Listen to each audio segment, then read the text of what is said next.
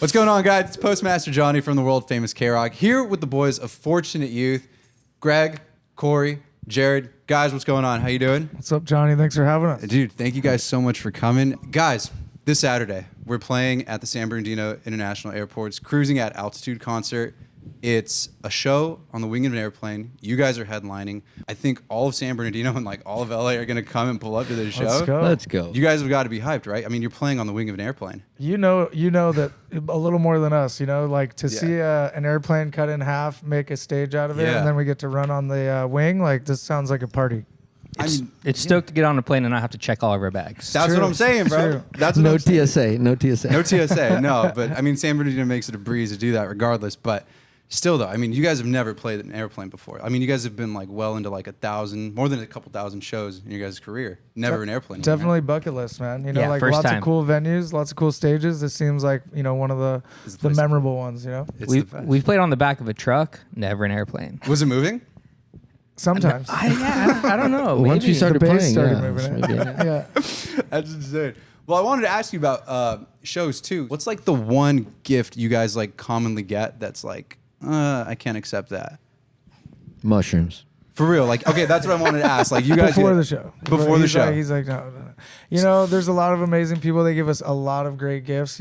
Sometimes they show up in the mail even. They're like, wait, how'd you get my address? But, but it's like everyone's so nice and brings out, you could name something and it's probably been offered. Really? I know one thing that's on the list that we can't accept. Anything with peanuts, shellfish, or soy. Because Greg over here is allergic to those three things. So if someone brings like some really nice cookies and we're super stoked on them, they're like, sorry, there's peanuts in them. They just they end up outside the bus. We still accept. We don't have the heart to tell them that we can't keep them. Yeah. But oh, so everybody else gets the goods, they all enjoy the Reese's peanuts, butter cups, and sometimes I'll find like a peanut M&Ms wrapper on my bunk. Maybe it's a little prank, Oh, dude, that's cool. You know the culprits. Yeah, no, that's so sad. But I mean, there's always one in like every family though, and that's what I want to ask you too about family. You guys have got like a large band. There's about like what, 7, 8 of you guys in the group? 8 in the group, and you got 2 brothers here, and then we've known each other for 30 plus years. So wow, we're definitely a big family for sure. So let me ask you, like, what's the secret, or how do you guys keep your brotherhood so strong when it comes to staying together as a band and taking on the road every day? The more we bust each other's balls, the more we get used to just the comfortability of it. It's always easy to give the people you love a hard time.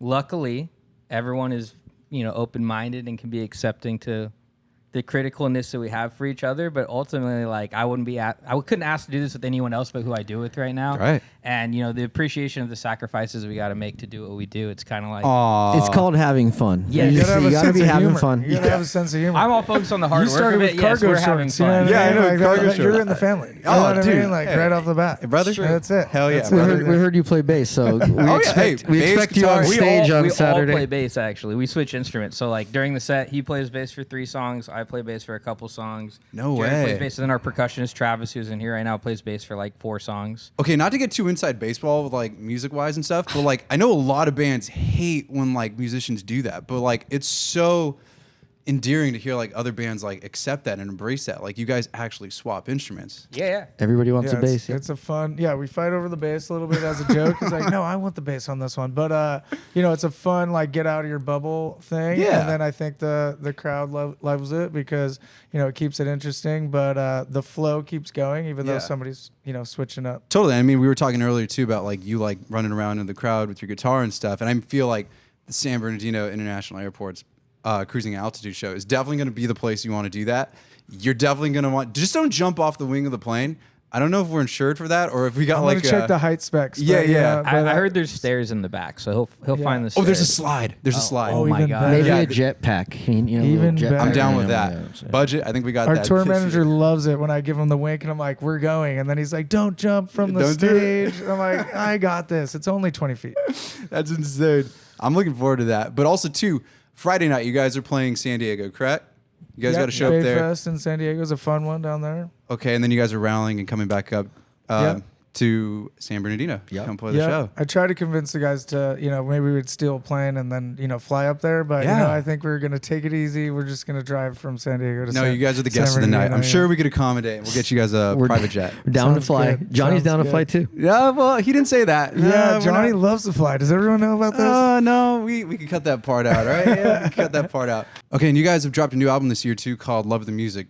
Tell me about that. That was a fun process. Like each album's a little bit different, and the key of it is we all just like a lot of different genres, a lot of different styles. We blend that all in, and as we meet different people from all different backgrounds, we all kind of have that love for the music, and I think that's kind of where we felt that resonated and leaned into that for the concept of the album. And everyone brings into their own writing style, so it's a fun process. Well, and you asked about like how do we all continue to get along, and that on the road, ultimately it is the love for the music. We all love music, and that's other than my sibling here and Greg, who I've known forever. Like the music brought us together and made us the group that we are. So, we're having fun playing new songs. Also, it's like as a band we have like 6 albums, so it's kind of like.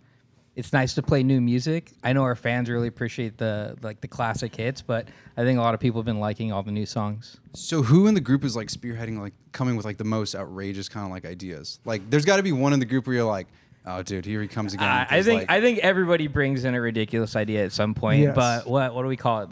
The grinder. Everything goes through the grinder, and whatever comes out is the finished product. And then we're jamming everything at the end. We don't go like like somebody's got one idea and we're like, okay, that's it, we're doing it. It's just like no, we're jamming all of it. For sure. It's a good process. Yeah, one of our albums was named "It's All a Jam," and like the goal is kind of like we said, it's like the jam feel when everyone's switching up instruments and like bringing new ideas. And then, like you said, we'll go through, kind of a process of, we'll almost record the album a couple times, right? Really? In the pre-production process, we're like, all right, let's get it all the way through the process so we can feel good about it. And then, all right, let's do it again. And how are these songs doing on the road? We love them, right? Yeah, we've been having fun, like you said, playing it, and it seems like the crowd's having a good time. We tried to challenge ourselves to play as much of the album. I think we played like 70% or 80% of the album on this tour that we're on right now. So, it was a good challenge. Some fans get a little disappointed when you leave out all the classic hits and stuff. Maybe. We never leave them out. We just play longer. Yeah? Yeah. You guys get shut down a lot too?